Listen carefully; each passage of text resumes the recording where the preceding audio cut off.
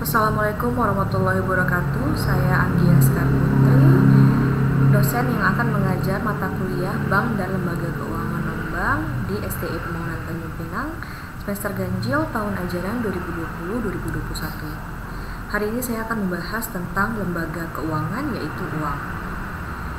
Ada 13 pembahasan materi yang akan kita bahas pada hari ini.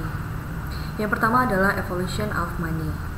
Di sini terlihat adanya perubahan terus-menerus dari barter, gold, metal coin, paper money, plastic card, electronic money, dan cryptocurrency yang hari ini kita kenal.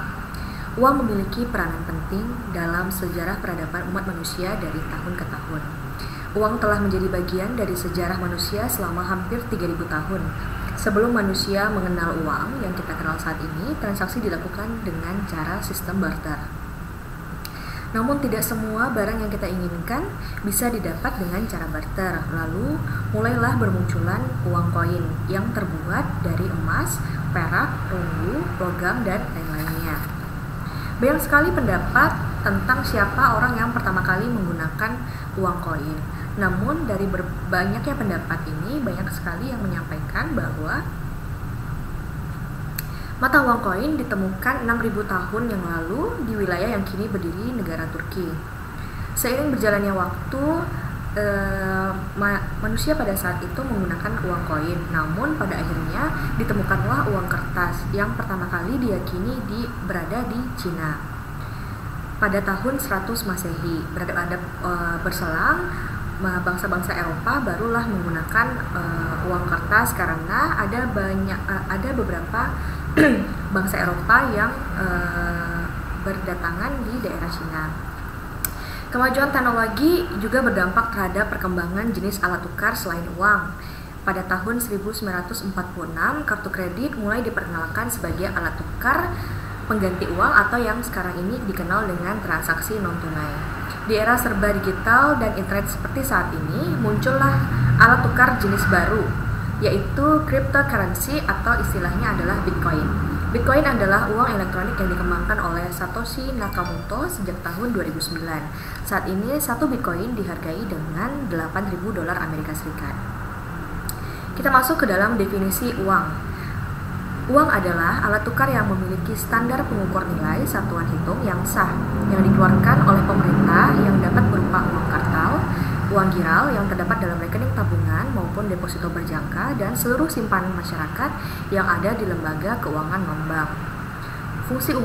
Fungsi uang secara umum terbagi ke dalam 3 fungsi yang berbeda bergantung pada penggunaannya, yaitu yang pertama adalah sebagai alat tukar atau medium of exchange untuk pembayaran di antara konsumen, badan usaha, dan pemerintah. Yang kedua adalah sebagai satuan dasar untuk menilai daya beli atau nilai yang dibayarkan untuk memperoleh barang dan jasa, informasi tingkat harga. Yang ketiga adalah sebagai alat penyimpanan nilai untuk mengukur nilai ekonomis pendapatan pada masa sekarang terhadap pengeluaran pada masa yang akan datang. Kriteria uang. Agar uang dapat diterima oleh masyarakat sebagai alat tukar, maka uang haruslah memenuhi syarat-syarat sebagai berikut. Yang pertama adalah jaminan pemerintah. Untuk di Indonesia dijamin oleh Bank Indonesia. Yang kedua adalah diterima secara umum penggunaannya. Agar contohnya adalah uang rupiah itu dapat digunakan di seluruh wilayah negara Indonesia. Yang ketiga adalah nilainya stabil. Disinilah fungsinya Bank Indonesia untuk mengatur jumlah uang beredar yang ada di masyarakat agar nilainya tetap stabil. Yang keempat adalah mudah disimpan dan mudah dibawa kemanapun. Yang kelima adalah tidak mudah rusak. Ini adalah salah satu tolak ukur Bank Indonesia apabila membuat mata uang baru atau jenis uang baru. Jenis-jenis uang. Jenis-jenis uang terbagi ke dalam 4 bagian, yaitu terdiri dari jenis-jenis uang berdasarkan bahan, berdasarkan lembaga, berdasarkan nilai, dan berdasarkan kawasan. Yang pertama adalah berdasarkan bahan. Kalau berdasarkan bahan, uang terbagi ke dalam 2 bagian, yaitu uang logam dan uang kertas. Saya rasa untuk uang logam dan uang kertas ini tidak perlu saya jelaskan lagi karena kalian sudah memegangnya sendiri. Selanjutnya adalah berdasarkan lembaga, yaitu uang kartal dan uang giral. Uang kartal adalah uang kertas dan uang logam yang dikeluarkan dan diedarkan oleh Bank Indonesia dan digunakan sebagai alat pembayaran yang sah di wilayah Republik Indonesia. Yang kedua adalah uang giral, uang yang diterbitkan oleh bank umum seperti cek, biljet, giro, deposito, dan kartu kredit. Berdasarkan nilai, uang dibagi dengan dua, yaitu ada bernilai penuh dan tidak bernilai penuh. Uang yang bernilai penuh, uang di mana nilai yang tertera di atasnya mempunyai nilai yang sama dengan nilai yang terkandung di dalamnya. Contohnya adalah uang logam. Misalnya uang logam Rp1.000 yang kita kenal saat ini, harga pembuatan untuk satu koin uang logam Rp1.000 harganya adalah Rp1.000, jadi sama nilainya. Tapi untuk nilai yang tidak bernilai penuh, itu adalah apabila nilai yang tertera di atas uang lebih tinggi dari nilai bahan yang digunakan. Contohnya adalah uang kertas. Uang Rp100.000 mungkin biaya pembuatannya tidak sampai Rp100.000, tapi nilai yang tertera di atas kertasnya adalah Rp100.000. Selanjutnya berdasarkan kawasan. Kawasan dibagi dengan 3, ada uang lokal, contohnya adalah rupiah, itu dapat digunakan di seluruh wilayah Indonesia. Yang kedua adalah uang regional, itu adalah uang yang berlaku di suatu kawasan tertentu. Contohnya mata uang euro yang dapat digunakan di seluruh negara Uni Eropa. Uang internasional adalah uang yang berlaku di perdagangan antar negara. Contohnya US dollar yang menjadi standar pembayaran internasional. Uang dan kemajuan teknologi. Seiring berjalannya waktu, uang terus saja berkembang. Kali ini saya akan membahas tentang uang virtual, uang elektronik, dan uang kripto. Uang virtual adalah jenis uang digital yang tidak dikeluarkan dan diatur oleh bank sentral, lembaga kredit, atau lembaga e-money. Uang ini digunakan oleh suatu komunitas virtual tertentu dan dikelola oleh pengembangnya.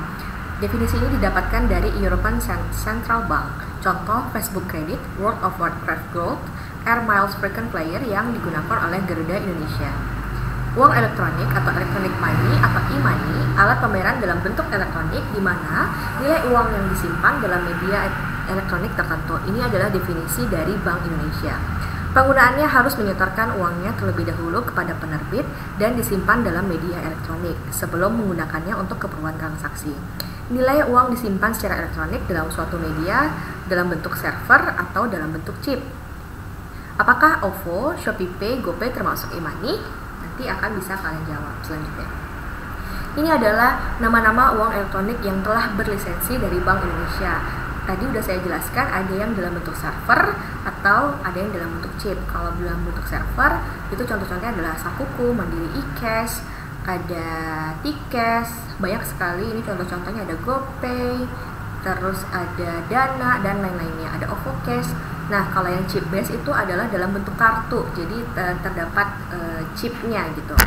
Itu adalah contohnya adalah Flash, kartu Flash, Mandiri e-money, Tapcash, ada Breezy kalau yang punya BRI gitu ya. Jadi banyak sekali contoh-contoh nama-nama uang elektronik yang digunakan dalam bentuk server ataupun dalam bentuk chip.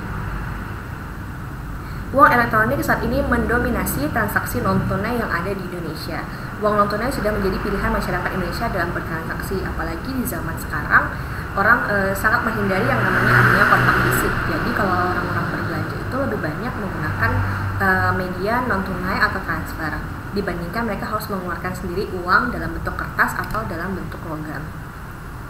Jadi rata-rata pertumbuhan transaksi tahunan dari tahun 2015 sampai dengan tahun 2018, uang elektronik itu meningkat 94,7%. Kalau kartu kredit 18,6%. Kalau jadi banyak sekali pertumbuhan yang sangat cepat dalam transaksi uang elektronik ini. Yang selanjutnya adalah uang kripto atau cryptocurrency, mata uang digital dan virtual yang dilindungi oleh kriptograf untuk mengamankan transaksi keuangan, mengatur adanya tambahan unit dan menverifikasi transfer. Karakteristik dari mata uang kripto sebagai berikut. Yang pertama, tidak dikeluarkan dan diatur oleh bank sentral. Justru Bank Indonesia mengeluarkan larangan penggunaan mata uang kripto karena tidak ada jaminan dari pemerintah. Belum ada basis hukum penggunaannya sebagai alat pembayaran yang sah. Secara hukum tidak ada yang bertanggung jawab atas mata uang ini. Jadi apabila ada terjadi kecurangan, ada kasus penipuan berdasarkan uang kripto ini, tidak ada badan hukum tidak ada status hukum yang jelas terhadap uang kripto ini. Transaksi ini tidak melibatkan institusi formal, contohnya adalah Bank Indonesia. Hanya komunitas virtual, tidak terverifikasi oleh lembaga keuangan manapun. Selanjutnya tidak ada perlindungan konsumen. Jadi tadi udah saya singgung, apabila terjadi kecurangan, terjadi penipuan, itu tidak bisa dilindungi secara hukum. Selanjutnya adalah unit mata uang ini berbeda dengan uang kartal. Contoh mata uang kripto. Per Oktober 2019 terdapat 2.957 mata uang kripto yang beredar di internet dengan total aset mencapai 221 juta dolar. Bitcoin atau BTC adalah mata uang kripto yang paling banyak digunakan. Aset sebesar 147 juta dolar, data dari Yahoo Finance. Beberapa perusahaan besar menerima pembayaran menggunakan Bitcoin seperti Amazon, Microsoft, Expedia, dan lain-lainnya. Bagaimana sih cara kerja Bitcoin ini? Di sini terdapat ada beberapa gambar urutan dari 1, 2, 3, 4, 5, 6, 7. 6 saja. Oke, yang pertama di sini ada penjelasannya cara kerja Bitcoin, nanti bisa dibaca lebih jelas lagi. Pencetakan rupiah. Siapa sih yang bertugas untuk mencetak uang rupiah? Sesuai dengan Undang-Undang Nomor 7 Tahun 2011, pencetakan rupiah dilakukan oleh Bank Indonesia dengan menunjuk Badan Usaha Milik Negara (BUMN), yaitu Peruri, sebagai pelaksana pencetakan rupiah. Bank Indonesia senantiasa memastikan kebutuhan uang tunai masyarakat dapat tersedia dalam jumlah yang cukup, jenis pecahan yang sesuai, tepat waktu, dan dalam kondisi yang layak edar atau clean money policy. Untuk mewujudkan clean money policy tersebut, pengelolaan pengedaran uang yang dilakukan oleh Bank Indonesia dilakukan mulai dari pengeluaran uang, pengedaran uang, pencabutan dan penarikan uang sampai dengan pemusnahan uang yang rusak.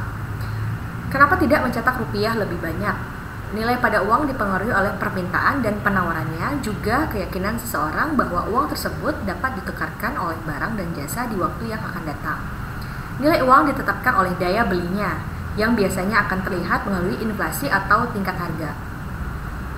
Oleh sebab itu, kenapa mencetak uang lebih banyak tidak akan menyebabkan suatu negara menjadi lebih kaya. Sebaliknya, nilai uang itu akan turun karena terlalu banyak uang yang beredar di perekonomian. Ini termasuk ke dalam hukum permintaan, hukum penawaran yang berlaku. Jadi, uang itu terbentuk dari semacam interaksi kita terhadap suatu barang real, keinginan kita memilikinya, dan keyakinan abstrak tentang nilai itu. Teori kuantitas uang atau QTM atau Quantity Theory of Money. Persamaan Fisher, teori ini mengatakan bahwa adanya hubungan langsung antara jumlah uang yang beredar dengan tingkat harga barang dan jasa yang ada di perekonomian. Di sini ada dilampirkan rumusnya. Selanjutnya adalah kestabilan nilai rupiah. Peran kestabilan nilai rupiah sangat penting dalam mencapai stabilitas harga dan sistem keuangan atau SSK. Menjaga kestabilan nilai tukar adalah dengan sesuai dengan nilai fundamentalnya dengan tetap menjaga bekerjanya mekanisme pasar. Kestabilan rupiah yang dimaksud mempunyai dua dimensi. Dimensi pertama adalah kestabilan nilai rupiah adalah kestabilan terhadap harga-harga barang dan jasa yang tercermin dari perkembangan laju inflasi. Yang kedua adalah dimensi kedua terkait dengan perkembangan nilai tukar rupiah terhadap mata uang negara lain.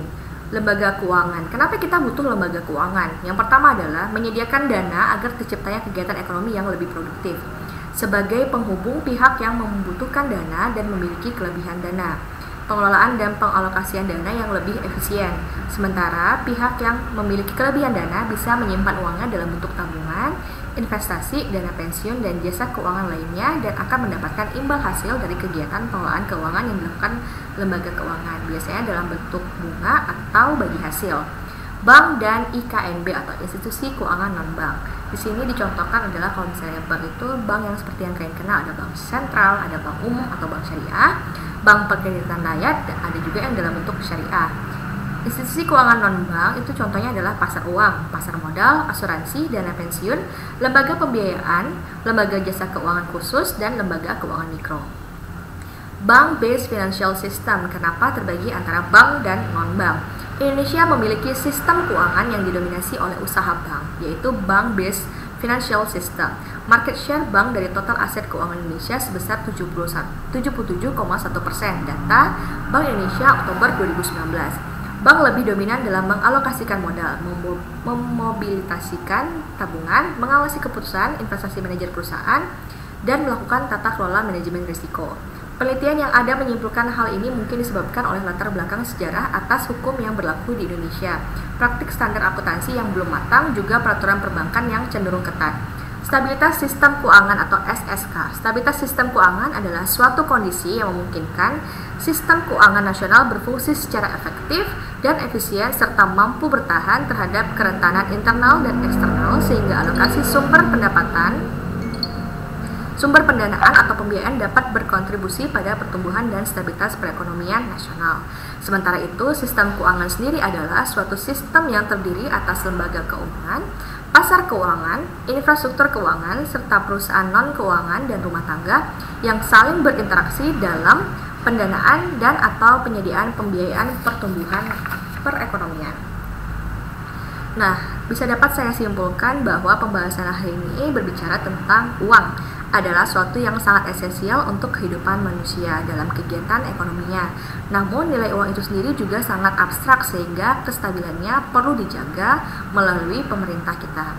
Kegiatan ekonomi dituntut untuk terus produktif demi terciptanya pertumbuhan ekonomi. Kestabilan nilai mata uang saling mempengaruhi sistem lain di perekonomian seperti sistem keuangan dan sistem moneter. Lembaga keuangan akan tumbuh menjadi lebih aktif dan efisien seiring dengan pertumbuhan ekonomi negara tersebut. Pendapatan suatu negara yang naik akan mendukung perkembangan sektor keuangannya. Definisi dari Ashley Demicrick-Ruth and Ross Levin. Terima kasih atas perhatiannya. Apabila ada pertanyaan, silakan ditanyakan di kolom komentar di Google Classroom kalian. Jangan lupa untuk mengerjakan kuis hariannya ya. Terima kasih. Assalamualaikum warahmatullahi wabarakatuh.